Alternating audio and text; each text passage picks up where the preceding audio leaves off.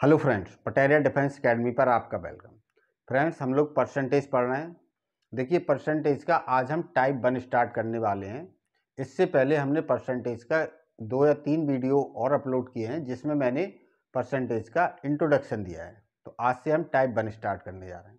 देखिए, मैं आपसे ये बताना चाहता हूँ, मैं जो भी टाइप पढ़ाऊँगा आपको, उस टाइप में मैं नंबर ऑफ क्वेश्चन ज़्यादा से ज़्यादा लगवाने की कोशिश नहीं कर रहा।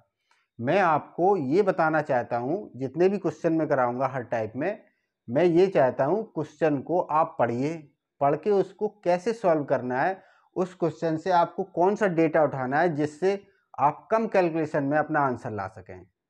इसलिए मुझे थोड़ा सा ज़्यादा टाइम लगता है क्वेश्चन कराने में, लेकिन मेरा उद्देश्य आपको सिर्फ ये समझाना है कि इस क्वेश्चन को आप एग्जाम में कैसे डील करें। ऐसा ना हो किसी क्वेश्चन को पढ़ के आप अननेसेसरी डेटा उठा लें और उस पर कैलकुलेशन लगाने लगें, फिर बाद में पता चले कि इससे तो आंसर आना ही नहीं है, या जो आपने फाइंड किया उसकी तो नीड ही नहीं थी। ठीक है, आंसर तो आ जाएगा, बट पता चला कि आपने उसमें से एक दो बातें ऐसे कैलकुलेट कर दी जिसकी उस क्वेश्चन में कोई नीड ही नहीं थी। ठीक है, तो मैं ये आपको बताना चाहता हूँ, परसेंटेज का क्वेश्चन हो या कंपाउंड इंटरेस्ट का क्वेश्चन हो या प्रॉफिट एंड लॉस का क्वेश्चन हो, ये तीनों तरह के क्वेश्चन लगभग सेम पैटर्न पर, सभी परसेंट पर बेस हैं। ठीक है, सभी परसेंट से ही बने ये सारे क्वेश्चन। तो ये आपको कैसे डील करना है इन क्वेश्चंस के साथ, ये बात हम आपको बताने की कोशिश करेंगे। आगे के जो भी वीडियो आएंगे उन वीडियो में क्वेश्चन हम 5 की जगह हो सकता है 4 ही करें, हो सकता है 3 क्वेश्चन ही करें, या हम चाहते हैं कि 10 क्वेश्चन कराएं आपको, लेकिन हम 5 ही क्वेश्चन करा पा रहे हैं। तो ये क्वेश्चन सिर्फ इसी वजह से कम करा पा रहे हैं हम आपको, क्योंकि हम ये बताना चाहते हैं कि क्वेश्चन आपको करना कैसे है। ठीक है, नंबर ऑफ क्वेश्चन तो फिर आप करने ही लगेंगे। कोई भी बुक आप फॉलो कर सकते हैं जिसमें भर भर के क्वेश्चन दिए जाते हैं। आप कोई भी मार्केट से बुक ले लीजिए, हर चैप्टर के आपको 400-500 क्वेश्चन मिलेंगे। ठीक है, एक बार क्वेश्चन को सॉल्व करना सीख लीजिए कि क्वेश्चन का डेटा पढ़ने के बाद आपके मतलब का क्या डेटा है उसमें से। ठीक है, उसमें तो आपको बहुत सारा डेटा दिया जाएगा, 5, 6, 7, 8 लाइन का क्वेश्चन है, पर आपसे जब आपको कम समय दिया जा रहा है, कंपटीशन में क्वेश्चन पूछा जा रहा है, इसका मतलब वो उसका सॉल्यूशन एक या दो ही लाइन में होगा। बट ये कहाँ से होगा, कौन सा डेटा उठाना है, ये बात मैं आपको सिखाने की कोशिश करूंगा। चलिए, तो आज स्टार्ट करते हैं परसेंटेज का टाइप 1। जय हिंद दोस्तों, पटेरिया डिफेंस एकेडमी पर आपका वेलकम। फ्रेंड्स, आज से हम लोग परसेंटेज का टाइप 1 स्टार्ट करने जा रहे हैं। इसके पहले हमने 2-3 वीडियो परसेंटेज के इंट्रोडक्शन के दिए हैं। अगर आप वो वीडियो देखेंगे तो आपको अब टाइप बाय टाइप सारी बातें क्लियर समझ में आएंगी।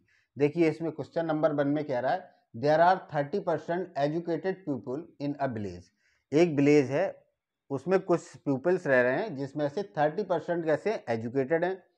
Total population of a village, total population आपको गिवन है 6600।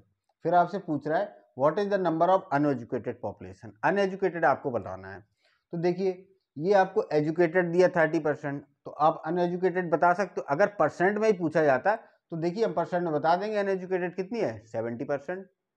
लेकिन आपको चूंकि इसका ऑप्शन मिलेगा रियल नंबर में, तो रियल नंबर में हमें 6600 से फाइंड करना है कितनी है। 70% तो आपको देखते ही, क्वेश्चन पढ़ते ही समझ में आ गया कि 70% पॉपुलेशन कैसी है, अनएजुकेटेड, जो आपको फाइंड करनी है। पर ये 70% अनएजुकेटेड है किसकी, टोटल पॉपुलेशन की। टोटल पॉपुलेशन है आपके पास कितना, 6600। ये आपका टोटल पॉपुलेशन है। बस इसका 70% फाइंड कर दीजिए। देखो, 70% को कैसे फाइंड करते हैं, 70% के लिए 100 आ जाता है, 0 से 0 कट जाएगा। इसका जब मल्टीप्लाई करोगे तो 0, 7 6 या 42, 2 और 42 और 4 46। तो 6620। ये कैसे पीपल हैं, ये एजुकेटेड पीपल, ये अनएजुकेटेड पीपल हैं, जो टोटल का 70% है। बस ये आपका आंसर है। देखिए, आप क्वेश्चन कितना भी बड़ा हो, अगर आप उसको ध्यान से पढ़ोगे तो आप उसमें से अपने काम की चीज निकालिए क्या है। ठीक है, ये 30% एजुकेटेड, इसका कोई मतलब नहीं है, इससे डायरेक्ट आपको क्या मिल गया, अनएजुकेटेड। ठीक है, अब अनएजुकेटेड कितने पता चल गया आपको, 70%। पर ये 70% किसका, 70% होगा टोटल पॉपुलेशन का। तो बस टोटल पॉपुलेशन का 70% निकालिए, 1 सेकंड में आपका आंसर आ जाएगा। क्वेश्चन नंबर 2, इसमें कह रहा है in an examination 92% of the student pass, 92% student पास हुए हैं, 480 स्टूडेंट फेल्ड, 480 स्टूडेंट फेल हुए हैं। अब पूछ रहा है आपसे how many student appear in this examination, ये जो एग्जाम हुआ है इसमें कितने व्यक्तियों ने, कितने स्टूडेंट ने भाग लिया, कितने स्टूडेंट इस परीक्षा में बैठे, ठीक है, ये आपको बताना है। देखिए आपको क्या समझ में आ रहा है, 92% कैसे स्टूडेंट हैं, ये पास हैं, ठीक है। देखिए ये फेल्ड स्टूडेंट दिए हैं आपको 480 स्टूडेंट फेल्ड। जब कोई भी रियल नंबर हो, कोई भी रियल नंबर से आप कुछ अनुमान नहीं लगा सकते, वो जो भी दिया है बस वो फिक्स है। देखिए 480 स्टूडेंट फेल्ड, तो 480 स्टूडेंट फेल्ड हुए हैं, बात खत्म।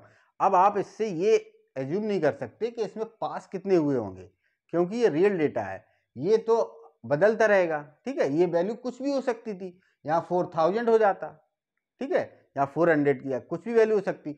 लेकिन जब भी परसेंट में जो वैल्यू दी जाएगी, आपको कहाँ से सॉल्व करना है, ये बात समझिए आप। देखिए हम आपको परसेंट करना सिखा रहे हैं कि परसेंटेज कैसे किया जाता है, ठीक है। ये आप देखिए, क्वेश्चन को पढ़ के आपको ये समझ में आना चाहिए कि क्वेश्चन हमको सॉल्व कहाँ से करना है, ये बात जानने की आप कोशिश कीजिए। देखिए 92% स्टूडेंट कैसे हैं, जो पास हो गए हैं, ठीक है। और पास के साथ दूसरा डेटा जो रियल वैल्यू का है, वो किसका दिया है आपको, फील्ड का दिया है। तो जो रियल डेटा दिया है वो वही आप परसेंट में फाइंड करने की कोशिश कीजिए। देखिए 92% पास हैं, तो फेल कितने हुए होंगे, टोटल 100% ही होते हैं, तो फेल हुए होंगे आगे आपके 8%, ठीक है। तो परसेंट में आपको पता चल गया 8% स्टूडेंट फेल हुए हैं, और रियल में कितने फेल हुए हैं, 480।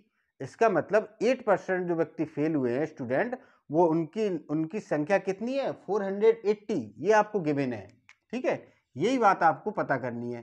तो 800 की वैल्यू आपको गिवन है 480 स्टूडेंट। अब आपको क्या पूछ रहा है, how many student appear in this examination, मतलब टोटल स्टूडेंट पूछ रहा है आपसे, तो टोटल की वैल्यू कितनी होगी, 100%, परसेंट में टोटल की वैल्यू होगी 100%, तो 100% की वैल्यू हम फाइंड कर लेंगे, ठीक है। 100% की वैल्यू मान लीजिए आपने x मान ली, तो x कैसे निकालेंगे, ये क्रॉस मल्टीप्लाई होता है, इसका इससे मल्टीप्लाई हो जाएगा 480 इंटू 100%, ठीक है, डिवाइडेड बाई 8%।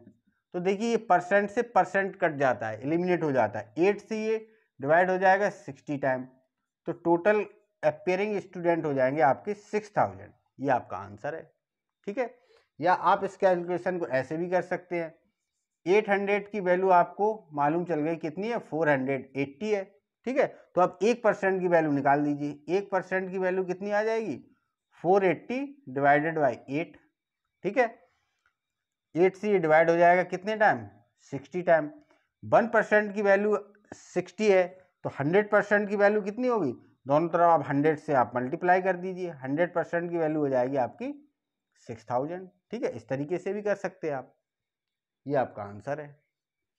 पढ़िए क्वेश्चन नंबर 3, इसमें कह रहा है if house tax is paid before the due date, अगर हाउस टैक्स को डेट के पहले, जब भी उसकी लास्ट डेट है उसके पहले अगर जमा किया जाता है, one get a reduction of 12%, ठीक है। तो जो भी अमाउंट है, अमाउंट ऑफ द बिल, जितने का बिल आया है, अगर डेट से पहले उसको आप पेड कर रहे हो तो उस पर 12% का रिडक्शन मिल रहा है, मतलब इतने का आपको डिस्काउंट मिल रहा है, ठीक है। By paying the tax before the due date, कोई व्यक्ति है उसने बिल को पे किया है टैक्स डेट के पहले, तो a person got a reduction of 2100, मतलब 2100 रुपीज, ठीक है। इतने रुपए का एक व्यक्ति को रिडक्शन मिल गया, मतलब डिस्काउंट मिल गया, ठीक है। The amount of house tax बाज, तो बताइए कितने रुपए का उसका बिल था, ये आपका सवाल है। देखिए इस सवाल को आप कैसे करना है, अब आप समझिए। देखिए ड्यू डेट के पहले अगर व्यक्ति बिल जमा करने जा रहा है तो उसको 12% का डिस्काउंट मिलेगा, ठीक है। और ये 12% का जब उसको डिस्काउंट मिलता है तो पैसे में वो डिस्काउंट कितने का मिलता है उसको, 2100 रुपए का। तो आपको ये बताना है, तो बताइए वो बिल कितने का था। तो आप एक बात सोचिए, जब आपको 12% का डिस्काउंट मिल रहा है, ठीक है, तो 12% का डिस्काउंट किसी अमाउंट पे मिला होगा, तभी तो डिस्काउंट मिलेगा, अदरवाइज डिस्काउंट किस वैल्यू का दे दें। अगर हम कहें 12% बताइए कितना है, तो आप किसका 12% बताएंगे? आपके पास वैल्यू ही नहीं है, आप क्या इसका 12% बताओगे? ठीक है। और 12% जिसका निकाला गया वो 12% की वैल्यू तो है आपकी कितनी, 2100 रुपये। ठीक है। तो ये वैल्यू जब आपको पता ही नहीं है किस पे काउंट करना है, तो आप कैसे करोगे? तो ऐसे सवाल को आपको ये चीज ध्यान रखना है, ये 12% जो आपको काउंट करना है, ये वैल्यू तो आपके पास है ही नहीं, तो इस वैल्यू को ऑलवेज आपको ऐसे क्वेश्चन में मानना पड़ेगा। तो ये वैल्यू आप मान लीजिए, कोई भी वैल्यू एक्स थी, मान लीजिए कोई वैल्यू, मान लीजिए बिल कितने रुपए का था, एक्स रुपए का था, और इस एक्स का अगर 12% उसको डिस्काउंट मिला, तो इसका 12% निकाल दीजिए, एक्स का 12%, और एक्स का जो भी 12% आएगा वो किसके बराबर है? वो है आपके 2100 रुपए के बराबर। बस ये आपका क्वेश्चन हो गया। देखिए 12 से ये डिवाइड हो जाता है 175 टाइम, और ये 100 यहाँ जाके क्रॉस मल्टीप्लाई हो जाएगा, तो 17500, ये आपका आंसर है। इतने रुपए का बिल था।